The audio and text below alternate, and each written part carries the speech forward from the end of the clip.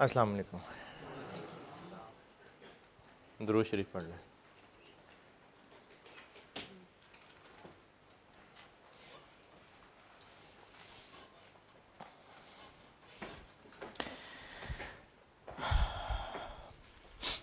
अच्छा, ये class record हो रही है 1 फ़रवरी 2022 को, और उम्मीद है कि आप लोगों तक, ये जो लोग भी देखना चाह रहे हैं, 1 फ़रवरी को ही पहुंच रही होगी 2022।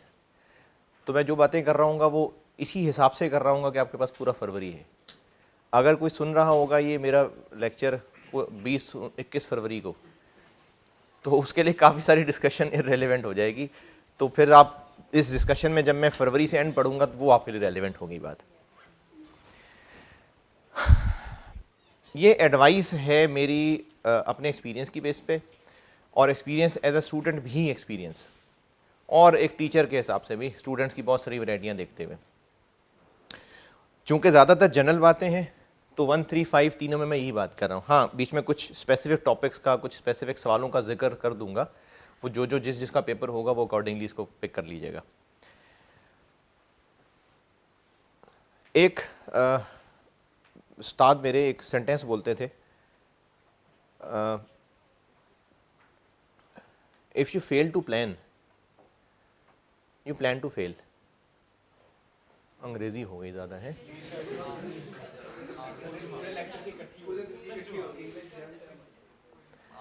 If you fail to plan, you plan to fail. तर्जुमा, हाँ, अगर आपने प्लान करने में फेल हो गए तो आपने असल में फेल होने का प्लान कर लिया। ये जो एक फ़िक्र होती है ना स्टूडेंट को कि मैंने पढ़ना है, मेरे एग्ज़ाम्स हैं, ये फ़िक्र होनी चाहिए, अच्छी बात है। लेकिन ये फ़िक्र विदाउट एनी प्लान डिस्ट्रक्टिव होगी, कंस्ट्रक्टिव नहीं होगी। आप एक किताब खोल के पढ़ने बैठेंगे, आपको फ़िक्र होनी शुरू हो जाएगी मेरे टेक्स्ट के कितने लेक्चर रहते हैं। आप वही किताब वही बंद करेंगे और टेक्स्ट के लेक्चर सुनना शुरू कर देंगे। फिर थोड़ी दिन बाद आपको फ़िक्र होगी कि मेरा तो कॉस्ट भी रहता है। फिर आप टेक्स्ट छोड़ेंगे, कॉस्ट पढ़ना शुरू कर देंगे। तो ना आप ढंग से कॉस्ट पढ़ सकेंगे, ना आप ढंग से टेक्स्ट पढ़ सकेंगे, आपसे कुछ भी नहीं ढंग से पढ़ा जाएगा।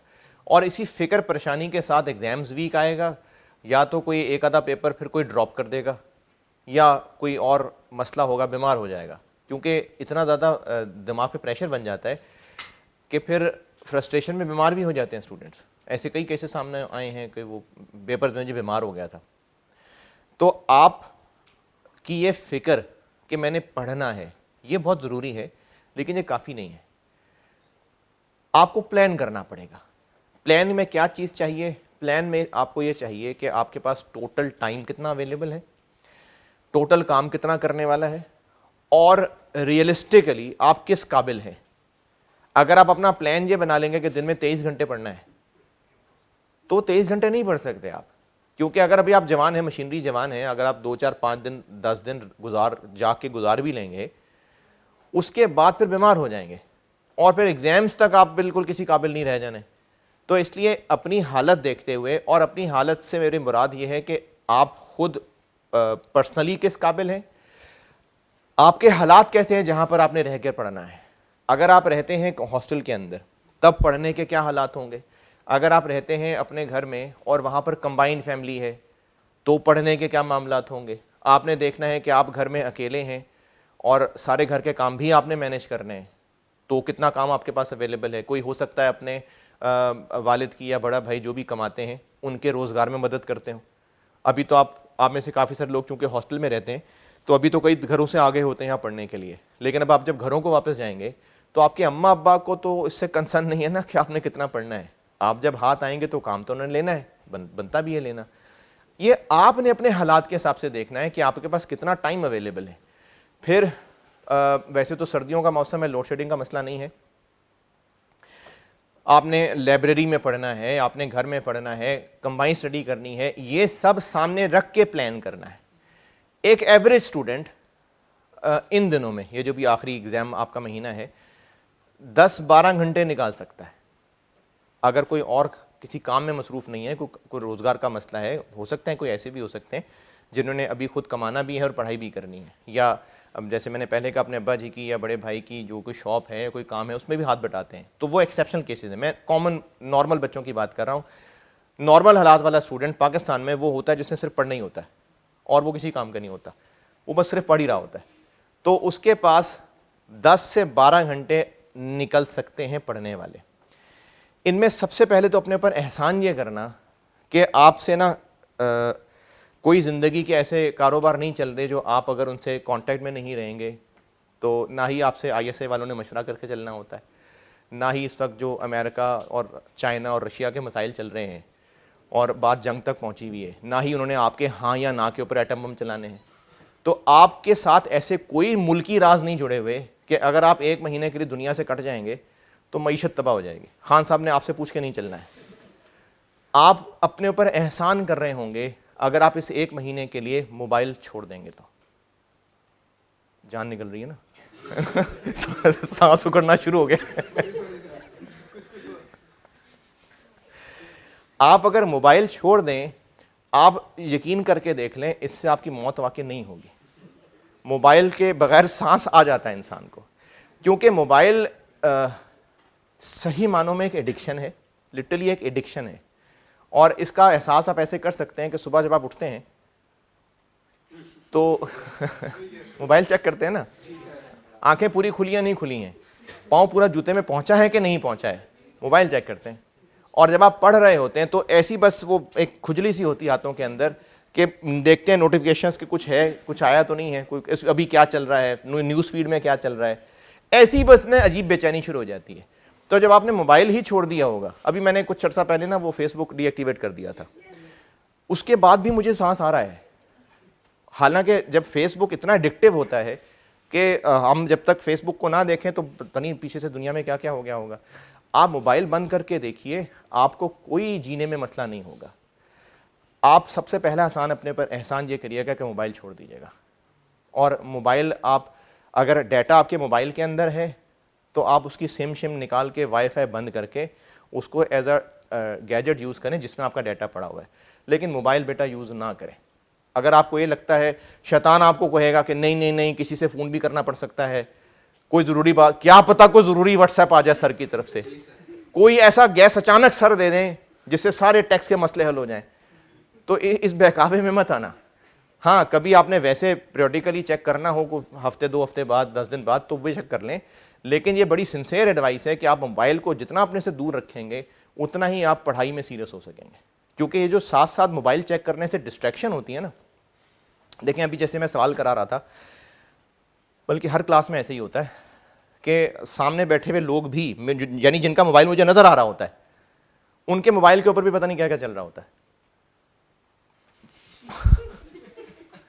तो आपको लग रहा है कि आप टीचर की बात सुन रहे हैं, लेकिन आपका माइंड नहीं है वहां पर, क्योंकि आप मोबाइल पे अगर फेसबुक लगाई हुई है तो आप वहां से कहीं ना कहीं और पहुंचेंगे, आपका दिमाग कहीं से और कहीं से और कहीं से और करते करते घूमते फिरते पर कहीं अचानक आएगा, अच्छा सर कुछ बता रहे थे, सर ये पॉइंट दोबारा बता दें, समझ नहीं आया। ये जो बार बार डिस्कनेक्ट हो रहा था ना, ये कंसंट्रेशन जब तक आपकी नहीं होगी, लैक ऑफ कंसंट्रेशन होगी ना, तो फिर आप लोग मेहनत से पढ़ाई नहीं कर सकेंगे, फोकस नहीं हो सकेंगे। और इस नौजवान कौम का इस वक्त बहुत बड़े बड़े मसाइल हैं, उनमें एक बहुत बड़ा मसला यह है कि फोकस नहीं कर सकते। इनका फोकस करने का स्पैन बहुत थोड़ा हो चुका हुआ है, और इसलिए थोड़ा हो चुका होता है कि इन्होंने एक वक्त में 3-3 4-4 जगह नज़र रखी होती है, सोचें रखी होती हैं, तो किसी एक जगह फोकस नहीं टिक पाता। तो आप लोग अगर पढ़ना चाहते हैं तो एक कोशिश करके देखिएगा, कोई ऑक्सीजन का मसला नहीं होगा कि आप मोबाइल इस 1 महीने में, 1 महीना 10 दिन जब तक एग्जाम नहीं हो जाते, मोबाइल का इस्तेमाल छोड़ दें प्लीज़। अब रही बात कि आपने इसको प्लान कैसे करना है। आपके एग्जाम्स कब से शुरू होते हैं, हो रहे हैं? मार्च तो है, 5, 6, 7 तारीख से आपके एग्जाम्स शुरू हो रहे हैं। जो पहला एग्जाम होगा उसके लिए कोई 2-3 दिन तो रखें, उससे और पीछे कर लें तो आपके पास तकरीबन को 2 मार्च तक का टाइम है, 2-3 मार्च तक का टाइम है। इस 2-3 मार्च से अभी गिनना शुरू करें तो तकरीबन को 29 दिन बनते हैं। मॉक्स देने चाहिए, मैं इनकरेज करूंगा कि मॉक देने चाहिए, लेकिन मैं साथ ये भी कहूंगा कि अगर आपका जो प्लान है और वो प्लान जिस पे वाकई अमल हो रहा है, अगर उसका सत्यानाश हो जाता हो मॉक से, तो फिर प्लान ज़्यादा पहले, मॉक बाद में। अगर आपकी पढ़ाई बहुत शदीद इफेक्ट हो, वैसे मॉक बहुत ज़रूरी हैं, लेकिन ये उन लोगों के लिए ज़्यादा फ़ायदा होते हैं जिन्होंने पूरी तैयारी कर ली होती है, फिर उसके बाद जब वो मॉक देते हैं तो उनको अंदाज़ा होता है कि उन्होंने कहाँ पर क्या गलती की थी, क्योंकि पूरे 3 घंटे का पेपर देना इससे पहले प्रैक्टिस नहीं किया होता, तो इसलिए मॉक बहुत ज़रूरी है। लेकिन अगर किसी की तैयारी पूरी नहीं हुई है और वो मॉक में फेल हो जाता है, एक तो वो 4 पेपर 3 पेपर देने आएगा, पूरा पूरा दिन 3 दिन लगेंगे, फिर उसके बाद उसने किया ही कुछ नहीं होगा, उसका रिजल्ट ख़राब आएगा, तो वो 3 दिन भी ज़ाया और फेल होने के बाद जो हालात होंगे वो भी हैं। तो इसलिए मैं आपको रिकमेंड ज़रूर कर रहा हूँ, आप मॉक दीजिए, लेकिन अपने हालात और प्लानिंग देख के फैसला कीजिएगा। अभी मैं फ़िलहाल मॉक बीच में से निकाल देता हूँ। तो आपके पास रहेंगे तकरीबन 29 दिन। 2 मॉडल्स हैं जो जनरली चलते हैं। एक मॉडल ये है कि आप अपने सब्जेक्ट्स बांटें और दिन बांट लें। जैसे किसी के 3 सब्जेक्ट हैं, जो कि नॉर्मली लोगों के 3 सब्जेक्ट होते हैं, तो 29-30 दिन का मतलब है हर सब्जेक्ट के लिए आपके पास 9 से 10 दिन बन रहे हैं। 9 से 10 दिन एक सब्जेक्ट पे एक ये तरीका है, और एक तरीका यह है कि आप 30 के 30 दिन 3 सब्जेक्ट रोज़ाना चलाएं। मैं पर्सनली दूसरे वाले को रिकमेंड करता हूं, क्योंकि पहले वाला तरीका आजमाया हुआ फ्लॉप है मेरा। हाँ, ऐसे भी जैसे जितने भी certificate of merit gold medal student होते थे मेरे, मैं उनको अक्सर क्लासेस में भी बुलवा लेता था नसीहतें करने के लिए। तो अक्सर ये डिस्टिंक्शन होल्डर जो मेरे स्टूडेंट्स थे, उन्होंने ये 9-10 दिन वाला मॉडल किया हुआ है फॉलो। इन 9-10 दिन वाला पर सब्जेक्ट, ये भी एक वर्केबल मॉडल है। लेकिन मैं एक आम स्टूडेंट के हिसाब से देख रहा हूं, तो इस 9-10 दिन पर पेपर में रिस्क ये होता है कि इसमें आप टाइम ज़ाया करेंगे और आपको लगेगा 10 दिन पढ़ें, तो आप उसकी जो स्पीड है ना वो सही मेंटेन नहीं करेंगे। और एक ही सब्जेक्ट, ख़ासतौर पे अगर वो थ्योरी वाला सब्जेक्ट है, रट्टे लगाने वाला, तो प्रोडक्टिविटी ख़राब हो जाएगी। आप 10 घंटे लगा के वो काम कर रहे होंगे जो शायद इंसान की तरह करते तो 6 घंटे में कर लेते, तो वो टाइम ज़ाया हो रहा होगा लेकिन आपको पता नहीं लग रहा होगा। एक और नुकसान ये होगा कि जब 9-10 दिन पूरे हो गए होंगे और सिलेबस आपसे पूरा नहीं हुआ होगा, अब 2 रास्ते होंगे, या तो उस 10 दिन को और बढ़ाएं या उसको वहीं छोड़ें और अगले पेपर पे चले जाएं। अब आप अगला पेपर इस प्रेशर से शुरू कर रहे हैं कि मेरा पिछला भी पूरा नहीं हो सका और अगला पेपर भी पूरा नहीं हो सकेगा। अब जब आप तीसरे अशरे पे जाएंगे तो फिर आप 2 सब्जेक्ट्स ख़त्म ना कर पाने के प्रेशर के साथ और एग्ज़ाम करीब आने का प्रेशर, ये मेरी अपनी ओपिनियन है कि जो 9-10 दिन पर पेपर का मॉडल है, मुझे लगता है कि ये स्टूडेंट के लिए नुकसानदेह हो सकता है। तो मैं पर्सनली रिकमेंड करता हूँ हर दिन तीनों सब्जेक्ट, 3 हैं 4 हैं जितने भी हैं, 5 वाला तो शायद ही कोई होगा, 4 वाले होंगे तो वो फिर मेरे इसी फार्मूले को जो मैं बता रहा हूँ वो अकॉर्डिंगली इसको मल्टीप्लाई डिवाइड कर लें। 3 सब्जेक्ट की बात करता हूँ। आप दिन में कुछ इस तरह से टाइम बांटें, और ये मैं बता रहा हूँ कि आपने अपने हिसाब से सोचना है कि कौन सा टाइम। कुछ लोग होते हैं जिनको रात को ज़्यादा बेहतर पढ़ा जाता है, क्योंकि कंबाइंड फैमिली में रहते हैं, बाकी लोग सो गए होते हैं, बाकी डिस्ट्रैक्शंस नहीं होती, तो उसमें फिर आपको रात को पढ़ने में ज़्यादा टाइम मिल जाता है। लेकिन इसके लिए बड़ा ज़रूरी है कि आपने मोबाइल बंद किया हो, क्योंकि मोबाइल है, रात है, आप अकेले हैं, फिर आपने इधर उधर निकलना ही निकलना है। तो इसलिए बहुत ज़रूरी है कि आप मोबाइल अपने से दूर करके पढ़ाई का प्लान करने बैठें। कुछ लोगों से सुबह पढ़ा जाता है नमाज के बाद।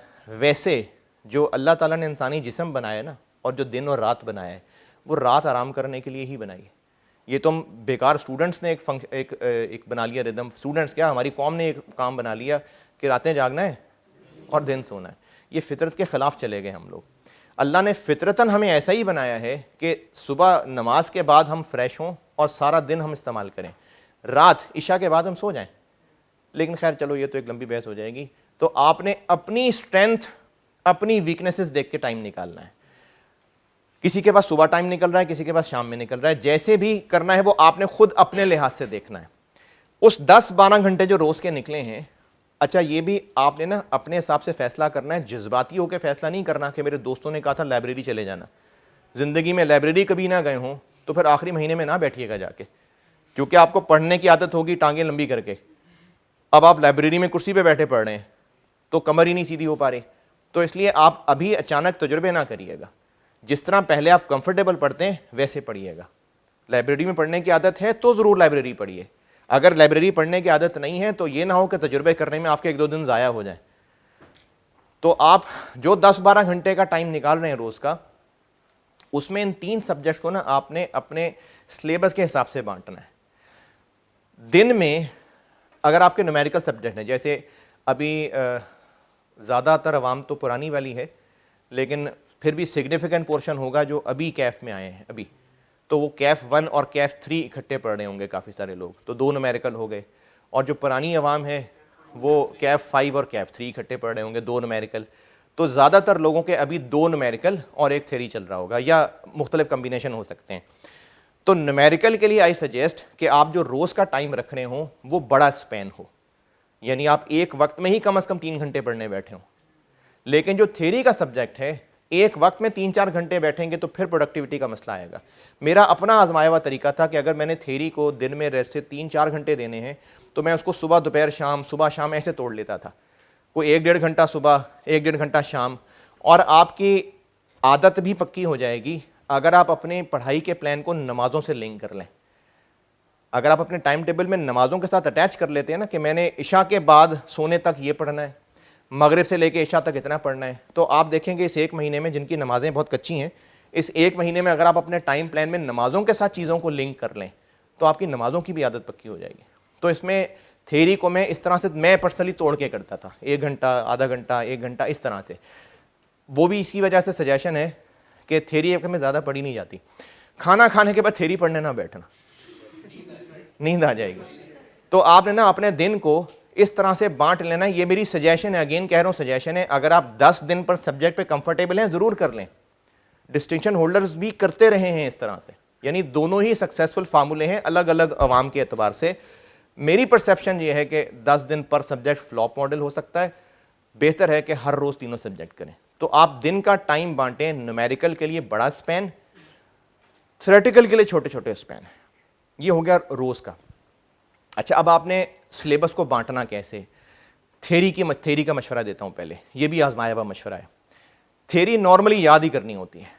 आप जितना मर्जी कह लें जी हमने रट्टा नहीं ज़िंदगी में लगाया, लगाना तो आखिरकार आपको रट्टा ही पड़ेगा। अब चाहे आपने लॉ पास करना है, चाहे टैक्स पास करना है, उसको रट्टा कह लें, याद कह लें। रट्टा होता है वर्ड बाय वर्ड, बगैर समझे। याद करना जो है, अगर आपको 2-3 वर्ड्स आगे पीछे भी हो जाते हैं तो उसको मैं याद करना कहता हूँ। तो याद करने के लिए आपकी, चाहे वो बीएम की पढ़ाई हो, चाहे लॉ की पढ़ाई हो, जो आपकी याद करने की कैपेसिटी है ना, वो तकरीबन हर सब्जेक्ट के लिए एक जैसी है। क्योंकि याद करने की कैपेसिटी आपकी है, सब्जेक्ट की नहीं है, वो आपके अपने हिसाब से।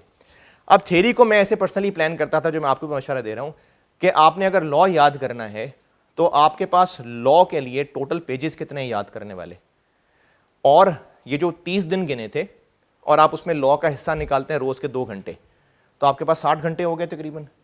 लॉ के टोटल पेजेस कितने तकरीबन अंदाजन? चलो 200 पेजेस लगा लेते हैं, 150 लगा लेते हैं। 150 पेजेस हैं जो आपने याद करने हैं, 50 घंटे में याद करने हैं।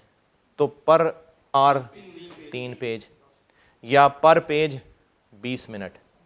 ये कॉस्ट पढ़ने का फायदा है।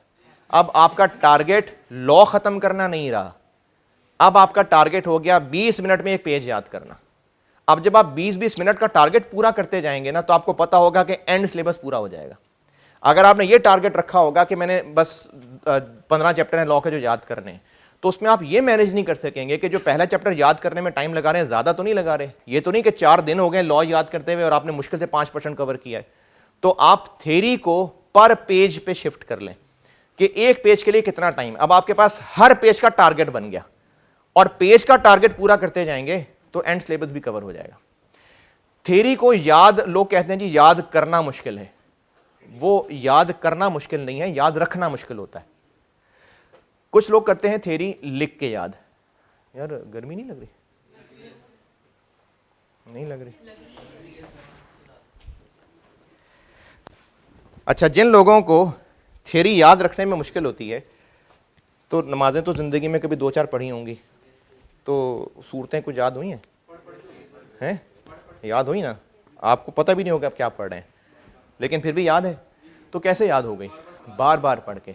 तो थ्योरी सब जी जी जी करवा दें।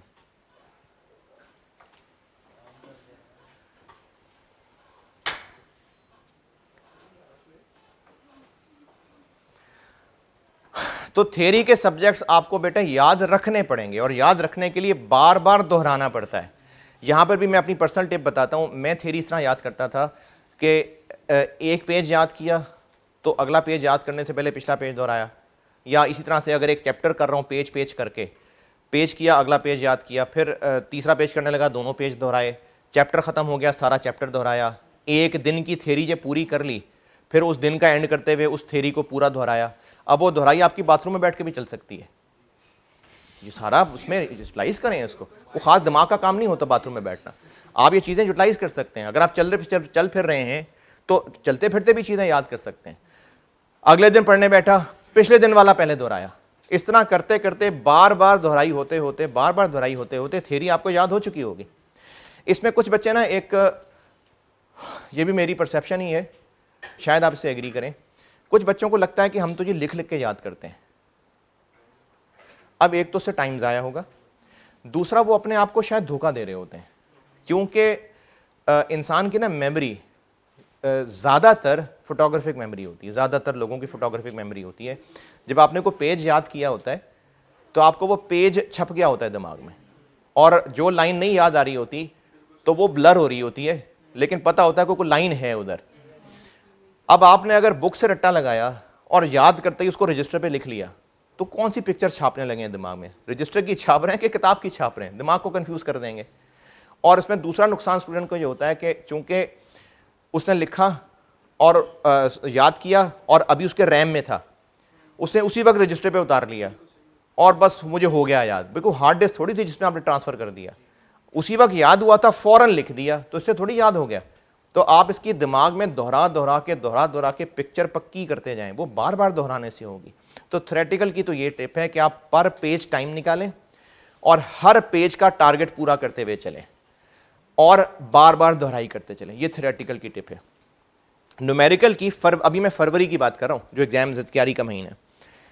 न्यूमेरिकल की टिप्स ये हैं कि आपको मैंने हर चैप्टर के प्रॉपर लेक्चर नोट्स बनवाए हुए हैं, चाहे आप FAR2 वाले स्टूडेंट्स मेरी बात सुन रहे हैं, चाहे FAR1 वाले हैं, चाहे कॉस्ट वाले हैं, हर चैप्टर के मैंने प्रॉपर नोट्स बनवाए हुए हैं।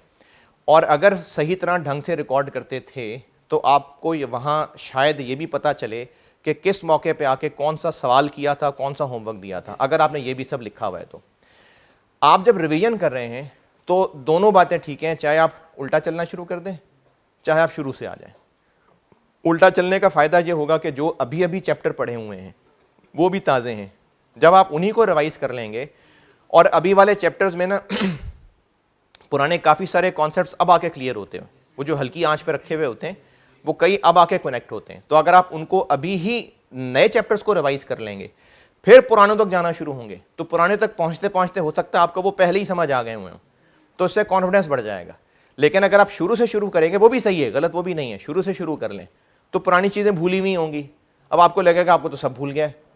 तो इसलिए ज़्यादा रिकमेंड मैं एंड टू स्टार्ट कह रहा हूँ, लेकिन स्टार्ट टू एंड भी बिल्कुल ठीक है, ये आपकी मर्जी है कि स्टार्ट टू एंड चलना है कि एंड टू स्टार्ट चलना है। जिस चैप्टर को शुरू किया उस चैप्टर में जो लेक्चर नोट्स मैंने लिखवाए हैं वो सारे अच्छी तरह, एक एक नोट जो मैं नसीहतें करता था, ये पॉइंट लिख लें, ये अपने अल्फाज में लिख लें, वो सारा कुछ आपको याद करना है, क्योंकि वो नसीहतें आपके सवालों के लिए लिखवाई हुई थी। सारे लेक्चर नोट्स, चैप्टर की बात कर रहा हूं, उसके लेक्चर नोट्स सारे अच्छी तरह आपने याद करने हैं। कुछ ऐसे होते थे पॉइंट्स जिनको लिखवाने के बाद मैं आपको खुद से सवाल लिखवाता था, सवाल लिखें, तो वो आपको उन्हीं लिखी हुई बातों की प्रैक्टिस के लिए बताता था। उसको बेशक ज़बानी देख लें, क्योंकि उस वक्त तो समझाने के लिए लिखवाया था ना, आप उसको बेशक ज़बानी देख लें, ज़बानी देख के समझें सोल्यूशन और देखें जो पॉइंट लिखवाया था उसका क्या मतलब बना। और क्योंकि आप तरतीब से चले हुए हैं तो आपको जिस तरतीब से मैं इस चैप्टर की बात कर रहा हूँ, आप उस जिस भी चैप्टर से आपने शुरू किया हुआ है, जिस भी चैप्टर को पढ़ रहे हैं, अब आप उसमें तरतीब से चलें, तो रस्ते में जो जो क्लास वर्क होमवर्क आया होगा वो आपको पता चल जाएगा कौन सा क्लास वर्क होमवर्क था। आप उस क्लास वर्क होमवर्क की शक्ल देखें और मेमोरी में आपके पिछले 4 महीने टूटे फूटे होंगे, आपको इतना ज़रूर उस सवाल को देख के पता चल जाएगा कि ये इवेंचुअली आसान सवाल था या मुश्किल था। कुछ बच्चे मुझे कहते हैं कि आप ना एक रिवीजन प्लान बना के दे दें। इसमें आपकी, मेरी अंडरस्टैंडिंग ये है कि इसमें आपकी सुस्ती बढ़ेगी और आपका नुकसान होगा, क्योंकि जो प्लान टीचर बना के दे देगा स्टूडेंट अपनी अक्ल इस्तेमाल करना छोड़ेगा और ब्लाइंडली उस प्लान को फॉलो करेगा। क्योंकि मुझे नहीं पता, ये हर स्टूडेंट ने देखना है कि किस चैप्टर में उसके कॉन्सेप्ट्स कच्चे हैं। मैं कहूँ इस चैप्टर के बस 2 सवाल कर लो काफ़ी है, और वो उन कच्चों को फिल इन दी ब्लैंक्स लेके आगे बढ़ जाए। मैंने प्लान बनाया 2 सवाल कर लो काफ़ी होंगे। मैंने तो एक अपने नॉर्मल स्टूडेंट के हिसाब से सोचा था। अब किसी स्टूडेंट को कोई चैप्टर इतना कच्चा है कि उनको उन सवालों को भी देखना चाहिए जो मैंने सवाल लिखे क्या क्या कराए थे, तो वो तो उस रिवीजन प्लान को फॉलो करेगा और अपने उस चैप्टर के अंदर जो फ्लॉ हैं वो उनके साथ ही आगे बढ़ जाएगा। तो ये तो बेटा आपने अपने हिसाब से देखना है कि हर चैप्टर में आपको कितने सवालों की जरूरत है। तरीका मैं आपको बता रहा हूं कि जिस लेक्चर नोट जिस तरह से आपको लिखवाए हैं उन सबको पढ़ते जाएं। रस्ते में जो जो क्लास वर्क होमवर्क आ रहा है, अगर आपको उस सवाल को देख के याद पड़ता है कि ये बहुत आसान सवाल था, उसको ज़बानी देखें और आगे बढ़ें। ज़बानी देख लें, देखें जरूर, छोड़ें नहीं, ज़बानी देख लें। और जिस सवाल को ज़रा सा भी मुश्किल लग रही थी आप उसको पूरा सॉल्व करें, पूरा खुद सॉल्व करें, क्योंकि आपके पास ना टाइम है, 1 महीना बहुत है अगर इंसानों की तरह पढ़ना चाहें। मैंने अपनी मोटिवेशन के लिए लास्ट टाइम कुछ बच्चों को बात की थी और ये विदाउट एनी एग्जैजरेशन बात है। ठीक है, अल्हम्दुलिल्लाह काबिल आदमी हूँ, हो सकता है कि ज़्यादा काबिल हूँ तो कर पाया हूँ इस बात को, लेकिन ये बिल्कुल आजमाई हुई बात है। मैं सीए फाइनल की बात कर रहा हूँ। मकसद जो बताने का है, मकसद अपनी काबिलियत बताना नहीं है, आपको जो पॉइंट समझाना चाह रहा हूँ। सीए फाइनल के जब एग्ज़ाम दे रहा था, ये 2004 दिसंबर की बात है। Due to some family reasons मैंने वो अटैम्प्ट छोड़ने का फ़ैसला कर लिया हुआ था, और फैमिली रीजंस की वजह से अटैम्प्ट छोड़ने का तो फैसला बाद में किया, पहले ही ढंग से नहीं पढ़ा हुआ था। आर्टिकल्स के दौरान कुछ नहीं पढ़ा वड़ा मैंने हुआ था। अटैम्प्ट आ रही थी और अटैम्प्ट दिसंबर की, पेपर पता नहीं 12 दिसंबर के पहले वीक में होते थे, 2004 दिसंबर की बात कर रहा हूँ।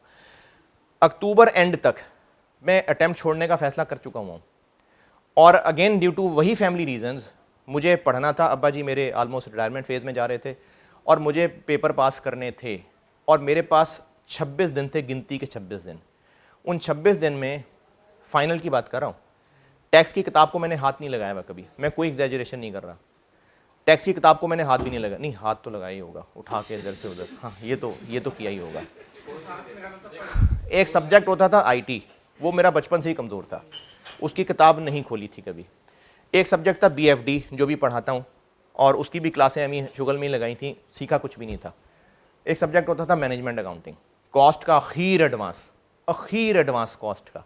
ये 4 सब्जेक्ट थे। 26 दिन में मैंने लिटरली इन किताबों को पहली दफ़ा खोला है, पढ़ा, समझा। हम दोस्त दोनों इकट्ठे बैठ के पढ़ते थे। 26 दिनों के अंदर उस परफॉर्मेंस के बाद ये था कि मेरे दौर में ना एक होता था रेफर, वही होता था कि एक पेपर अगर जस्ट फेल है, जस्ट डिफाइंड नहीं था, तो 3-4 नंबर से अगर फेल हुआ है और बाकी पास हैं, तो जो पास हैं वो पास, और जो फेल हो गए उनको कहते थे रेफर लग गई। लेकिन अगर बुरी तरह फेल है तो फिर पूरी अटैम्प्ट फेल है, चाहे बाकियों के अंदर 100 नंबर क्यों ना लिए हों। तो उस 26 दिन के बाद जो चार किताबें पहली दफ़ा खोली हैं, उनमें से 2 पास हो गए और 2 रेफर जो बिल्कुल जस्ट फेल थे। अगली टाइम में फिर वो क्वालिफाई कर लिया। तो बताने का मकसद ये है कि जब करना था तो फिर करना था। 26 दिन में सारा सिलेबस करना था तो करना था। अब ये आपने फैसला करना है कि आपने अपनी मजबूरियां खुद ढूंढ के, अपने मसाइल ढूंढ के अपने फेलियर्स की जस्टिफिकेशन इकट्ठी करनी है। क्योंकि अगर आपने अपने मसाइल ढूंढने शुरू कर दिए, या तो आप उनको हल करने के लिए ढूंढ रहे होंगे, या आप अपने आप को बेचारा करने के लिए ढूंढ रहे होंगे कि मेरे तो ये भी मसला है, मेरे ये भी मसला है। तो फिर आप अपने फेलियर्स की जस्टिफिकेशन अभी से ढूंढनी शुरू कर चुके हैं। मसाइल हैं तो हैं, करना है कि नहीं करना है? करना है तो करना है। मसाइल का हल करना है तो करें, वरना मसाइल को देख देख के रोने की जरूरत नहीं है। क्योंकि अगर आपको लगता है कि आपकी जिंदगी में मसाइल हैं, तो दुनिया के हर इंसान की जिंदगी में मसाइल हैं। हाँ, हर इंसान को अपने मसले लग रहे होते हैं, दूसरे के मसलों का उसको अंदाजा नहीं होता है। हर घर में मसले हैं, हर जवान के साथ कोई ना कोई नफ्सियाती मसले हैं, कोई ना कोई इमोशनल मसले हैं। हर इंसान को जिंदगी में मसले हैं। किसी के घर के अंदर वालिदैन के ताल्लुकात ख़राब हैं, किसी के खाला चचा के ताल्लुकात ख़राब है। हर घर में मसले हैं अपनी अपनी नौयत के। अब आपने करना है तो इन्हीं हालात में करना, ये आपने फैसला करना है कि पढ़ना है कि नहीं पढ़ना। और आपको जो लोग भी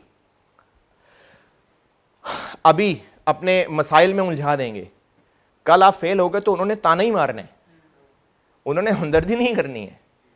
वो आपको अगर अपने मसाइल में उलझा देंगे, यार मदद है ज़रूरी, ठीक है, अगर जहाँ कोई बहुत ज़रूरी मसला है, संजीदा, वाकई मदद कर सकते हैं तो ज़रूर करें। लेकिन अगर अल्टरनेटिव हो सकता है तो फिर आपकी इस वक्त पहली प्रायोरिटी जो है वो अपनी पढ़ाई पूरी करना है। क्योंकि आपके ऊपर पढ़ाई करना आपके वालिदैन या जो भी आपके फाइनेंशियल सपोर्ट करने वाले हैं उनकी तरफ से अमानत है। आपको जो चीज़ जिम्मेदार समझ के सौंपी गई है ना, वो अमानत होती है। तो आपके लिए आपके वालिदैन के रिसोर्सेज, उनका भरोसा, उनका दिया हुआ टाइम आपके पास अमानत है। आपके टीचर्स की गई मेहनत, ये अमानत है आपके पास। तो जब तक आप पढ़ने के लिए जज्बा नहीं बनाएंगे तो बेटे फिर आपसे इस महीने पढ़ाई नहीं की जानी। तो न्यूमेरिकल की मैं आपको नसीहतें बता रहा था। हर चैप्टर को जिस तरह पढ़ाया है वैसे करना शुरू करें। लेक्चर नोट्स जो लिखवाए हैं वो सारे याद हों आपको। जो खुद से सवाल बना के कराता था उनको बेशक ज़बानी देख लें, लेकिन गुजारें सारे नज़र के साथ। अगर आप बीच में से स्किप करना शुरू कर देंगे ना तो फिर लूप होल्स छोड़ देंगे। नज़र से सारा लेक्चर गुजारना है। जो सवाल आपको लगता है कि आसान है, क्लास वर्क, होमवर्क, वो ज़बानी देख लें, लेकिन उसको ज़बानी देखने के बाद उसका कंक्लूजन ज़रूर दोहराएं कि ऐसा किया है तो क्यों किया है। जो सवाल आपको खुद लगे कि हाँ करना है उसको लिख के करें, लेकिन याददाश्त की बेस पे ना करें। अगर आप कॉस्ट अकाउंटिंग का सवाल कर रहे हैं और आपको लगता है कि हाँ इसमें ब्रेक इवन निकालना था, क्यों निकालना था, कैसे तो फिर बात की बात है, क्यों ब्रेक इवन निकालना था, इसमें ऐसा क्या लिखा हुआ था कि इसमें ब्रेक इवन निकालना पड़ा, फलाने में ऐसा क्यों नहीं करना पड़ा। तो आपको अगर सवाल करते हुए याद भी आ रहा है तो आने दें, वो तो ठीक है मेमोरी में है, लेकिन आप याददाश्त की बेस पे नहीं सॉल्व करना। सिर्फ आपने जो भी सोल्यूशन करना है उसके रीजन को रिकॉल करना है। तो हर सवाल चाहे आप लिख के कर रहे हो और जो लिख के पूरा ना कर सकें, ज़बानी कर रहे हो, उसके रीजंस जरूर दोहराने हैं।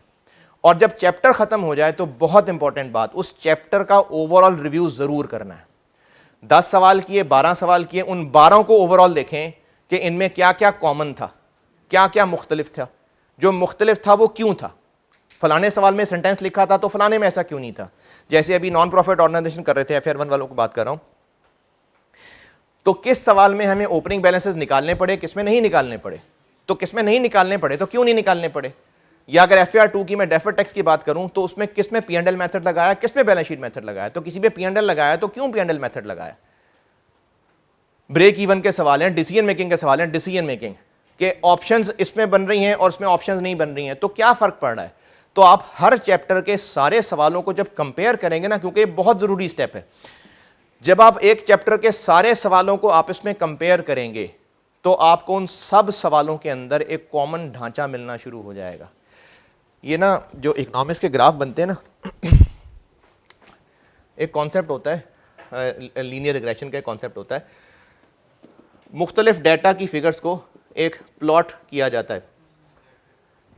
अब इस सारे डेटा को जब ऑब्जर्व करेंगे तो फिर इसमें कुछ एक कॉमन पैटर्न नजर आ रहा है। ये तभी पैटर्न नजर आएगा जब आपने सारे डेटा को ओवरऑल देखा होगा। तो जब आप किसी भी चैप्टर को पूरा करने के बाद उसके सारे सवालों को देखेंगे तो आपको उस चैप्टर का एक पैटर्न नजर आ जाएगा। अब जब पैटर्न नजर आ गया तो आपका जो एग्जाम में क्वेश्चन आएगा वो भी उसी पैटर्न से ही होगा। हाँ, कोई फिगर आगे पीछे होगी, मुश्किल तो डालनी है, सवाल में कुछ ना कुछ तो मुश्किल डालना ही है, लेकिन एक बार जब ढांचा आपको पता लग गया होगा, क्योंकि आपको एग्जाम में एक मसला ये आता है स्टूडेंट्स को कि जी समझ नहीं आता सवाल शुरू कैसे करें। सर करा देते हैं तो समझ आ रहा होता है, लेकिन हमने शुरू कैसे करना है, क्योंकि आपने ढांचे पे गौर ही नहीं किया होता। तो आप हर चैप्टर को करने के बाद, चूंकि बातें ज़्यादा हो गई तो मैं काम की बात दोहराता हूँ, न्यूमेरिकल सब्जेक्ट्स, लेक्चर नोट्स सारे रिवाइज करें, अच्छी तरह याद करें। जो मेरे खुद बनाए हुए सवाल थे उनको भी दोहराएं, ज़बानी देख लें बेशक, और क्लास वर्क, होमवर्क जिस जिस तरतीब से चले थे उसी तरतीब से आप लिख के करना चाहें लिख के कर लें, ज़बानी देखना चाहें ज़बानी देख लें, लेकिन लिख के कुछ ना कुछ ज़रूर किया हो। और जो लिख के कर रहे हो उस सवाल को पूरा घर तक छोड़ के आना है। ये नहीं करना कि 2 वर्किंग्स बनाई, जैसे कंसोलिडेशन में एक लोगों का एक बहुत बुरा काम ये होता है कि उन्होंने कैलकुलेटर के ऊपर गुडविल निकाली और देखा बस ठीक है बैलेंस शीट तो टैली कर ही लूंगा, फिर वो कर ही लूंगा, फिर कर नहीं पाते पेपर के अंदर, क्योंकि पेपर में आपको पूरी वर्किंग्स करनी होंगी, पूरी बैलेंस शीट बनानी होगी। आपने कभी लिख के कोशिश ही नहीं की होगी तो पेपर में अचानक कैसे करने लग जाएंगे। जिन चीज़ों को आप साथ साथ प्रैक्टिस करते हुए स्किप करते गए होंगे ना कि ये बाकी तो मुझसे हो ही जाएगा, तो पेपर में भी आपसे पूरा नहीं होना, क्योंकि प्रैक्टिस ही नहीं है उस बात की। आपने जब चीज़ों को कंट्रोल की आदत ही नहीं रखी तो अचानक कैसे हो जाना है। नहीं हो सकता कि आपको अचानक पेपर वाले दिन कुछ अचानक याद आ जाए। जिसकी पहले कभी प्रैक्टिस ही नहीं की है, एग्जाम में कैसे अचानक आ जाना है। तो जो भी सवाल आप लिख के करें उन सवालों को आपने पूरा पूरा लिख के करना है, और सोल्यूशन देख देख के नहीं कह रहा। आप पूरा सवाल पहले खुद करिएगा, फिर सॉल्यूशन देखिएगा। तो हर चैप्टर के सारे सवाल आपकी नज़रों से या हाथों से गुजर गए होंगे। नए सवालों की कोशिश मत करिएगा, क्योंकि अब आपके पास टाइम नहीं है नए सवाल करने का। जितने मैंने क्लास वर्क होमवर्क करा दिए वो बहुत हैं। अगर आप उनको गिनना शुरू करें ना, और मैंने मेजॉरिटी पास्ट पेपर्स के सवाल ही कराए हैं, वो बहुत ज़्यादा हैं, बहुत सवाल हैं। तो आपसे वो भी पूरे हो गए, बड़ी बात होगी। तो इसलिए जो ना कर सकें कम से कम उनको ज़बानी देख लें। तो हर चैप्टर के सारे सवाल या तो आंखों से गुजरे हों या हाथों से गुजरे हों, लेकिन जो हाथों से गुजरे हों वो पूरे पूरे गुजरे हों, और जो आंखों से गुजर रहे हों उनमें भी कुछ ना कुछ टूटी फूटी कैलकुलेशंस कैलकुलेटर पे चेक कर लेना। ये एक चैप्टर की रिवीजन की बात हो गई, और उसका फाइनल मैंने बताया था कि इसके सवालों को सबको कंपेयर करके ओवरऑल ज़रूर ढांचा बनाना, ज़रूर।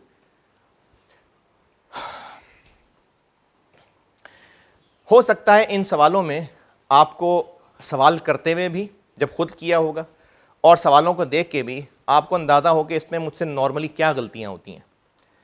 आप अपनी उन गलतियों को लिस्ट डाउन करें, जो गलतियां आप नॉर्मली करते हैं। जैसे कोई स्टूडेंट जो है वो वैल्यूज़ कैलकुलेटर पे गलत टाइप कर जाता होगा, कोई कैलकुलेटर के ऊपर ट्रांसपोजिशन एरर कर जाता होगा, ट्रांसपोजिशन एरर, डिजिट आगे पीछे, कोई जो है वो सवाल पूरा पढ़ता ही नहीं होगा और कैलकुलेशन शुरू कर देता होगा।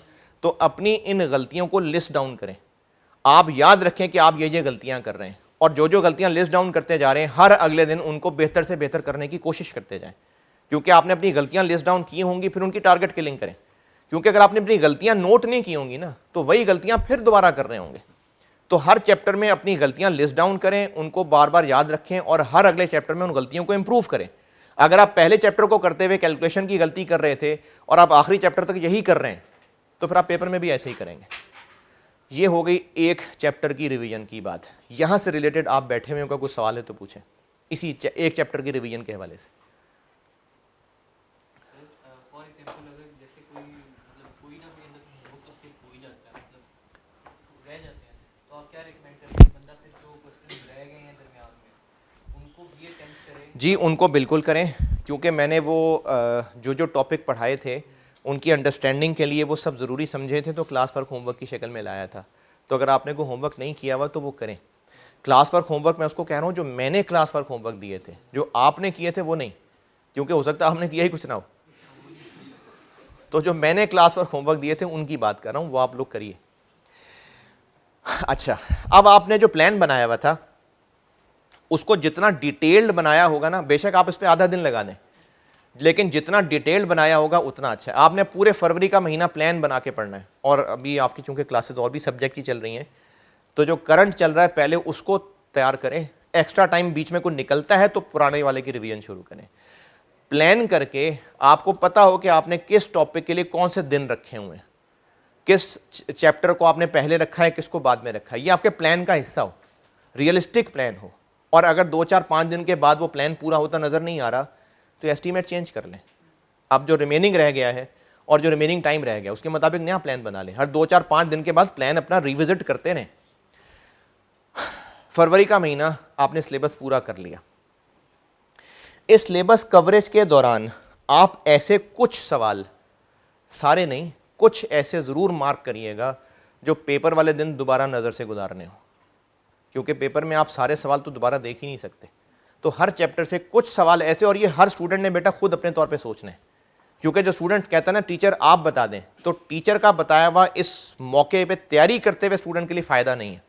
टीचर ने सारा पढ़ाना था, अब रिवीजन स्टूडेंट ने अपने हिसाब से करनी है। मैं मैक्सिमम, मेरी ख्याल है ये कि मैं अपने आप से आपको सिर्फ ये एडवाइस ही दे सकता हूँ जो अभी दे रहा हूँ। मैं आपको कोई रिवीजन प्लान नहीं बना के दे सकता। हाँ, विदाउट डिसरिस्पेक्ट, अगर बाकी टीचर्स करते होंगे तो उनको मुनासिब लगता होगा तो करते होंगे, मैं तो आपको अपनी अंडरस्टैंडिंग बता रहा हूँ। इस एक महीने में या 25 दिन या 20 दिन जितने भी किसी के पास हैं, ये आपने अपनी प्लानिंग के मुताबिक पूरा कोर्स कवर कर लिया, और इस सारे के दौरान वो पहली नसीहत, मोबाइल भी साइड पे, और ये मोटिवेशन के करना है तो करना है, मुश्किलें ना बताएं अपने आप को, उनके हल कर सकते हैं तो करें, नहीं तो इग्नोर करें मुश्किलों। एग्ज़ाम का वीक आ गया। अब एग्ज़ाम के वीक में आपको हो सकता है एक एक छुट्टी मिल रही हो सकता है कोई कंटिन्यूस पेपर हो, तो ठीक है, छुट्टी मिल रही है तो अच्छी बात है, नहीं मिल रही है तो कोई मायूसी की बात नहीं है। आपने पहले ही ऐसी तैयारी की हो कि आपको छुट्टी ना भी मिले तो आप रिवीजन कर सकें। पेपर्स वाले वीक में और उससे पहले जो फरवरी है, बहुत ज़्यादा तजुर्बे मत करिएगा, कुछ बहुत नया करने के तजुर्बे मत करिएगा। जैसे कुछ बच्चे होते हैं वो पूरा फरवरी रातें जाग जाग के गुजारेंगे। पेपर किस टाइम होता है? सुबह। तो आपको पूरा महीना रातें जागने की आदत है, पेपर में कैसे आप रातें सो लेंगे? तो इसलिए अपने आप को ना बहुत डिस्टर्ब नहीं करना है। पेपर वाले वीक में नींद का खास ख्याल रखिएगा, आती वाती वैसे नहीं है, लेकिन फिर भी कोशिश करिएगा कि नींद मुनासिब हो सके।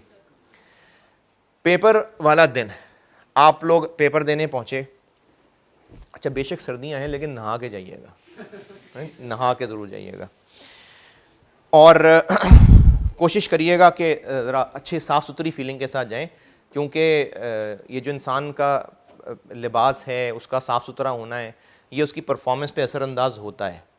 आप अगर कभी कोई खेल खेला हो ना, कभी कोई क्रिकेट फुटबॉल वगैरह, तो अगर आप जूती पहन के चले जाएं फिर परफॉर्मेंस, और प्रॉपर जॉगर्स पहने हो तो परफॉर्मेंस में फ़र्क होता है। तो आप लोगों ने अपने आप को साफ़ सुथरा करके मुनासिब सा फिर पेपर देने जाइएगा। और पेपर के लिए कोई नई स्टेशनरी की ज़रूरत नहीं है कि आप एक बहुत अच्छा किस्म का महंगा पेन जो आपने पेपर के लिए रखा हो और सारी तैयारी आपने वो पिकासो से और वो पियानो से की हो, और वो एक इम्पोर्टेड पेन किसी ने गिफ्ट किया हो और वो आप पेपर के लिए रख लें। अब आपका हाथ उस पर चला ही नहीं हुआ है, तो आप पेपर में जाके इस तरह तजुर्बे मत करिएगा। और कैलकुलेटर भी पेपर में वही यूज़ करिएगा जो आप रेगुलर यूज़ करते हैं। और ये चीज़ें मैटर करती हैं कि आप कैलकुलेटर स्पेयर रखें, ये चीज़ें मैटर करती हैं। और क्योंकि मेरा ख्याल है कोई पिछले ही साल की बात है, मार्च 21 मई, तो एक स्टूडेंट कॉस्ट में कैलकुलेटर ही भूल गई, कैलकुलेटर ले जाना भूल गई। मैंने उसको कहा था कि तुम सर्टिफिकेट ले सकती हो, वो कॉस्ट में कैलकुलेटर ले जाना भूल गई। कॉस्ट के पेपर में है, पास तो कर लिया, उस वक्त कहीं से अरेंज कर देते हैं एग्जाम वाले, लेकिन वो जो एक प्रेशर होता है कि मेरा कैलकुलेटर किधर है, तो वो बहुत परफॉर्मेंस पर असरअंदाज होती है बात। तो आप लोग ये अपने कैलकुलेटर्स और इन चीज़ों का ख्याल रख के जाइएगा। एग्ज़ाम हॉल में आप पहुँच गए, एग्ज़ाम के जो पहले 15 मिनट हैं जिसको रीडिंग टाइम कहते हैं, उसमें भी लोगों के मुख्तलिफ अप्रोचेज हैं। मेरी सजेशन ये है कि आप उन 15 मिनट के अंदर पेपर को सिर्फ़ और सिर्फ एक जल्दी से नज़र गुजारें, और बड़े सवालों को तो लिफ्ट ही नहीं कराएं ना। जो छोटे सवाल हैं उनमें से आप कोई सवाल ज़बानी सॉल्व कर चुके हुए हैं उन 15 मिनट के अंदर। जैसे अगर मैं एक एक करके बात कर लूँ, तो जो FAR 1 है, इसमें जो लेवल 1 की चीज़ें हैं, जिसमें वो EPS था और IS 8 था, तो जो आपके सेक्शन A के सवाल होंगे हैं, नहीं रेशो तो लंबा चौड़ा सवाल होता है। या इसी तरह से FAR 2 की बात कर लें तो उसमें IFRS 9 है, IS 21 है, ये छोटे सवाल हैं। आप इन छोटे सवालों को 15 मिनट में ज़बानी सॉल्व कर चुके हुए हों। MCQs भी हो सकते हैं इनमें से, लेकिन बेहतर है को 7-8 नंबर के सवाल को हाथ डालें। आप इन 15 मिनट के अंदर इन 7-8 नंबर के सवालों को ज़बानी सॉल्व कर चुके हुए हैं, और अगर कोई बहुत आसान था तो आप 2 कर चुके हुए हों, या एक 7-8 नंबर का सवाल के साथ को 2 MCQs कर चुके हुए हों। इन 15 मिनट में टाइम में अगर आप पूरा पेपर पढ़ने पे लगाएंगे तो याद थोड़ी रहना है आपको, वो तो आप उस पर लगाएं जो आप कर भी सकते हैं। तो एक 7-8 नंबर का सवाल टारगेट करें, उसको ज़बानी सॉल्व कर दें, और इधर सिटी बजे के पेपर शुरू करो, उधर आप वो सवाल कर चुके हो। और ये पेपर शुरू होते ही सवाल करना, ये ऐसा कॉन्फिडेंस देगा जैसे पहली बॉल पे अपोनेंट के स्टार ओपनर को बोल्ड कर देना, या अगर बैटिंग कर रहे हैं तो पहली बॉल पे छक्का लगा देना, ये इतना कॉन्फिडेंस देगा आपको। तो उस 15 मिनट में आप कोई एक सवाल टारगेट करें जिसको ज़बानी कर चुके हो। चलें जी, हो गया टारगेट, पेपर के 3 घंटे शुरू हो गए। आपने अपने हिसाब से देखना है कि आपकी किस टॉपिक की क्या स्ट्रेंथ है। जो बहुत डिफ़िकल्ट टॉपिक होते हैं, जैसे FAR 1 की बात करूं तो आपका नहीं डिफ़िकल्ट टॉपिक, मनूस टॉपिक नहीं, डिफ़िकल्ट टॉपिक, तो IS 16 की अगर बात करूं तो सवाल सॉल्व करने में आपको नॉन प्रॉफिट में ज़्यादा टाइम लगेगा। FAR 2 की बात करूं तो IS 12 मुश्किल टॉपिक हो गया, कंसोलिडेशन एक बड़ा टॉपिक हो गया, कॉस्ट की बात करें तो ये डिसीजन मेकिंग वाला हो गए। इनसे शुरू ना करिएगा क्योंकि ये मुश्किल होंगे, और शुरू में आप इनको बचा बचा के चलने की कोशिश करेंगे तो आपका टाइम बहुत ज़ाया होगा। इसलिए शुरू निस्बतन आसान टॉपिक से करें। उससे टॉपिक आप करते जा रहे होंगे ना, तो उससे आपके नंबर हासिल हो रहे होंगे, आपको उससे कॉन्फिडेंस आ रहा होगा। और एक और काम अगर आप कर सके तो मैं करता था, हर सवाल करने के बाद उसकी एक क्विक मार्किंग करता था, बहुत जल्दी सी। और हैं तो चलो अच्छी बात है, बहुत अच्छी बात है।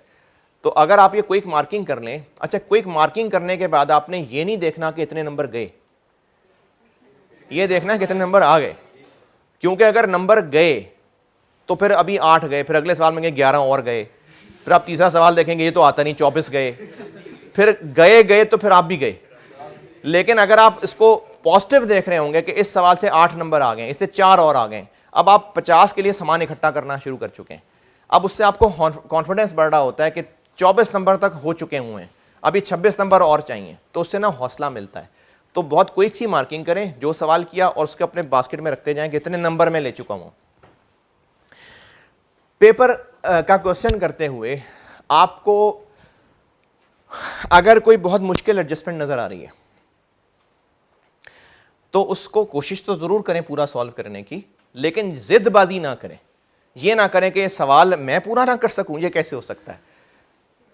आप उसको पूरा करने की ठान लें तो आप उसको पूरा करने की जिद बेशक कर लें, लेकिन टाइम खत्म हो ही जाना है और आपकी जिद से आपको फायदा नहीं नुकसान हो जाना है। तो आपने अक्लमंदी से पेपर पास करना है, जिदबाजी से नहीं करना है। आपको जो चैप्टर का सवाल मुश्किल लग भी रहा है, पहले तो उसकी कोशिश पूरी करें और उसका अंदाज़ा आप टाइम से लगाएं। मार्क्स के हिसाब से आप टाइम देख लें कि टाइम कितना लगता है। 20 नंबर का सवाल है तो कुछ 36 मिनट उसके लिए चाहिए। आप उस पर जो ड्यू टाइम है वो कोशिश पूरी करें। लेकिन अगर किसी एडजस्टमेंट पे फंस गए तो आप उस एडजस्टमेंट पे फंस के उस सवाल को छोड़ के आगे मत बढ़ें। आप उस एडजस्टमेंट को जो जैसा तैसा समझ आ रहा है वैसा सॉल्व कर दें और उससे आगे बढ़ें, क्योंकि उस एडजस्टमेंट के जो नंबर होंगे वो नंबर कट गए आपके, लेकिन उस गलत फिगर को लेके आगे जहां जहां भी गए होंगे बार बार नंबर नहीं कट रहे होंगे, क्योंकि आगे जहां भी आप उस गलत फिगर को इस्तेमाल कर रहे होंगे, अगर आप उसका इस्तेमाल सही कर रहे होंगे तो बाद वाली वर्किंग से बिल्कुल मिलेंगे नंबर। स्टूडेंट क्या करता है, घबरा जाता है, सवाल नहीं हुआ वहीं छोड़ दिया, अगले सवाल पे चला गया। नहीं, ये नहीं करना, क्योंकि उस वक्त तक वो सवाल पूरे नफ्स पे छाया हुआ है आपके, पूरी तरह से आप उतरे हुए सवाल के अंदर। अगर आपको सवाल कहीं फंस गया और आप सोचते हैं चलो अगले सवाल पे चढ़ता हूं, तो आप अगले सवाल पे जाएंगे, लेकिन कहीं ना कहीं पिछला सवाल हावी होगा, आप कर अगला सवाल रहे होंगे, साथ साथ दिमाग पिछले सवाल को सोच रहा होगा। तो इसलिए जिस सवाल में आप फंस जाएं, अगर तो लग रहा है कि इसमें इस पॉइंट के अलावा बाकी सब ठीक है, तो आप उस पॉइंट को कुछ भी अज्यूम करके जैसी टूटी फूटी कैलकुलेशन हो रही है कैलकुलेशन करें, उसका आंसर निकालें और उससे आगे लेके चलें, एंड तक पहुंचाएं उस सवाल को। क्योंकि दरमियान में छोड़ देने से जो बाकी आसान नंबर ले सकते थे वो मिस कर जाएंगे आप लोग। तो जिस भी सवाल में फंसे हो, उसका जो भी पॉइंट आपको परेशान कर रहा है, उस पॉइंट की जैसी टूटी फूटी कैलकुलेशन होती है उसको सॉल्व करें, अजम्पशन लेके आगे बढ़ें और अगली वर्किंग्स को पूरा करें। ऑब्जेक्टिव आपका यह होना चाहिए कि मैक्सिमम मार्क्स लेने हैं सब इस पेपर में से, 50 नंबर पूरे करके उठने। हर सवाल करने में आप हर सवाल परफेक्टली कर पाएंगे? नहीं। और अगर आप हर सवाल को परफेक्टली नहीं कर पा रहे तो क्या फेल हो रहे हैं? नहीं। आप हर सवाल में से जितने जितने नंबर ले सकते हैं कोशिश पूरी करते रहें। ये तो एंड पे पता चलना है ना कि खैर स्थान के 50 हुए कि नहीं हुए। अगर आप पहले ही मायूस होकर सवाल छोड़ देंगे, वो बच्चे फेल जो होते हैं इनमें उनकी भी एक तादाद होती है जो पेपर देख के मायूसी में पेपर छोड़ चुके होते हैं। मेरा एक दोस्त था, आप तो खैर क्वालिफाइड अल्हम्दुलिल्लाह, उसके साथ एक वाकया हुआ, सीए फाइनल की बात है। जो पहला पेपर उसने दिया 4 में से जो पहला ही पेपर था, उसमें उसकी तबीयत ख़राब हुई, उल्टियाँ आने लगी उसको, और उस पेपर में बस गिर पड़ के उसने किसी तरह पेपर पूरा किया और उसको लगा है पेपर मुझसे पास नहीं होना। अगले 3 पेपर और थे जो उसने कहा मैं छोड़ रहा हूँ। उसको बड़ी मुश्किल से समझाया, बल्कि उस शाम मैं ही उसके साथ डॉक्टर के पास भी गया था। अच्छा, अब ये वही दौर है जो मैं आपसे कह रहा था कि एक पेपर अगर फेल है तो फिर सारे फेल हैं। अब उसने ना बाकी पेपर्स बड़ी बुरे दिल से उसने कहा चलो मैं दे देता हूँ पेपर्स जाके। वो जो बुरे दिल से पेपर उसने दिए वो जस्ट फेलियर, यानी उन तीनों में रेफर आई, और जो पेपर बस बीमार तबीयत के साथ दे के आया था वो पास कर गया। तो इसलिए आप हिम्मत हारने से फेल होंगे। तो इसलिए आप जो पेपर अटेम्प्ट कर रहे हैं, आप जब तक 3 घंटे पूरे नहीं हो रहे, या तो आपको वही मौत आ जाए तो फिर चलो और बात है, फिर तो बात आपके कंट्रोल से निकल गई। अगर जिंदा बच गए, तो उस 3 घंटे में हार के नहीं उठना, नहीं देना दोबारा पेपर। वो कहां दोबारा पढ़ने बैठेंगे? कितनी फीस होती है दोबारा? नहीं, वो उसकी बात कर रहा हूं, ICAP वाले की बात कर रहा हूं। 4-5 हज़ार रुपए, देखें 4-5 हज़ार रुपए वो एग्जाम फीस है। फेलियर का धब्बा अलहदा है, शर्मिंदगी अलहदा है, जो 7 ताने मिलेंगे, जो 7 वाले दोस्त आपके साथ हुआ करते थे, आप उनको पढ़ाया करते थे, वो आगे निकल गए, आपका पेपर फेल हो गया है। खानदान के अंदर बेइज्जती, रिश्तों से इनकार।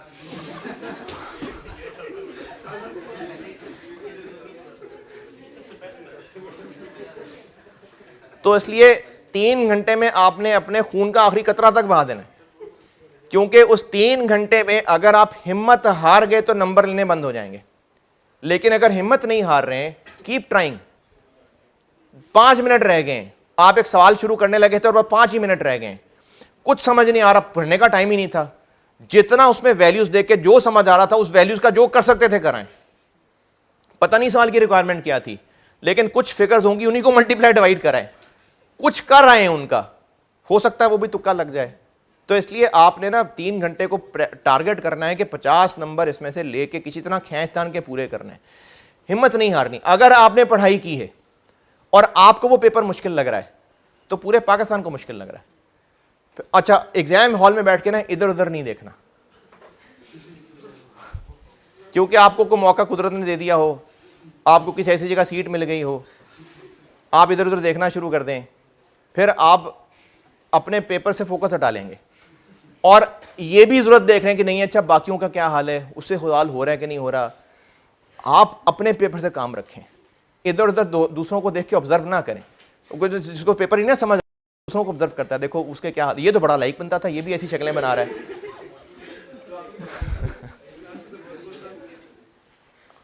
ओ मेरा ना एग्जाम क्लास फेलो था मेरा, वो मेरे साथ नहीं, मेरे दोस्त के साथ उसकी सीट होती थी एग्जाम में। उसकी ना एक बड़ी आदत थी, वो थूकता जाता था और वो ना थोड़ी थोड़ी देर में वो गंदी गालियां देना शुरू कर देता था। ऐसी खुद से ना गालियां दिए जा रहा है, गालियां दिए जा रहा है, थूकता थू थू। तो इस तरह से ना आप इधर उधर ऑब्जर्व ना करें, बिला वजह डिस्टर्बेंस होगी, है वो दोस्त ने बताया था। तो आप लोगों का काम है इस 3 घंटे में अपनी बेस्ट एफर्ट करना, क्योंकि अगर आपको मुश्किल लग रहा है तो फिर पूरे पाकिस्तान को मुश्किल लग रहा है। और आखिरी बात अपने स्टूडेंट से, वैसे तो सारे स्टूडेंट्स के लिए है, लेकिन मुझे बाद में कई स्टूडेंट्स मिले जिन्होंने ये मुझे कहा, और एक ने कहा हो तो चलो ठीक है, शायद उसने एग्जैजरेशन की हो, लेकिन अक्सर स्टूडेंट्स ने मुझे एक बात की जो मैं आखिर में भी आपसे बात करने लगा हूँ। अगर आप लोग समझते हैं कि आपके उस्तादों ने आपके लिए मेहनत की है, ये एक बकवास थॉट है कि जी कॉलेज था, फीस लेनी थी, पैसे कमाने थे, आप पे जान मारना पैसों का ताल्लुक नहीं है इससे। मेरी जो कमाई है वो हलाल हो जाए, अगर मैं आपको जो ड्यू पढ़ाना है वो पढ़ा दूं। ये स्टूडेंट्स का मसला है कि सर समझ नहीं आया, सर प्लीज दोबारा। अच्छा यार मैं दोबारा बता देता हूं, ये स्टूडेंट की नालायकी है कि क्यों अटेंटिव नहीं बैठा हुआ था। मेरा काम आपको समझाना था, अगर आपने चीज सुनी नहीं है तो मेरा काम दोबारा बताना नहीं है। तो ये टीचर्स जो आपसे, जो चार्टर्ड अकाउंटेंट हैं, वो आप पे ऑलरेडी एहसान ही कर रहे होते हैं, जान मार रहे होते हैं। मुझे नहीं लगता कि इस प्रोफेशन के अंदर जो टीचर जान नहीं मार रहा होता वो पढ़ा सकता है। आप जितने भी टीचर से पढ़े हैं, आप सबको ऑब्जर्व करके देख लें, बहुत एनर्जी लगती है। टीचिंग आसान काम नहीं है, बहुत एनर्जी लगती है। तो आप अगर अपने टीचर की मेहनत से मुतमईन है, अगर आपको लगता है कि आपके टीचर ने आपके लिए जान मारी हुई है, किसी पेपर के सवाल में फंस गए हैं, एक आखिरी जोर जो है ना वो टीचर को याद करके लगा लेना, क्योंकि मैं बाकी टीचर्स डिज़र्व करते हैं कि आप अपनी तरफ से बेस्ट एफर्ट करके आएँ।